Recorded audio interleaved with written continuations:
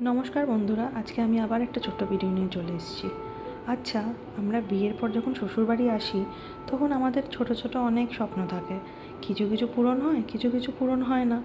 কিন্তু কথা সেটা নয়, কথা হচ্ছে আমরা সপ্তাহে 6টা দিন সংসারের কাজ করি, অফিস কাছারি করি, আর ওয়েট করে থাকি যে রোববারটা কবে আসবে।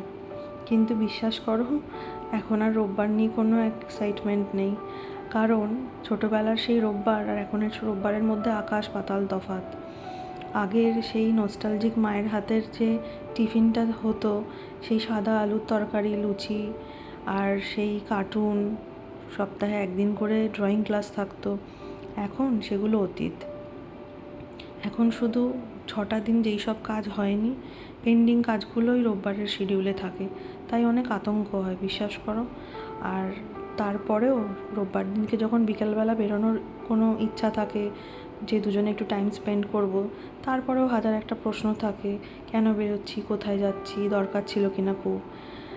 যাই হোক, তোমরা তোমাদের এক্সপিরিয়েন্সটা শেয়ার করো। আসলে আমরা কি বলো তো, নিজেদের একটা বাউন্ডারি করে ফেলেছি, একটু বেশি দায়িত্ব পালন করে, বুঝলে।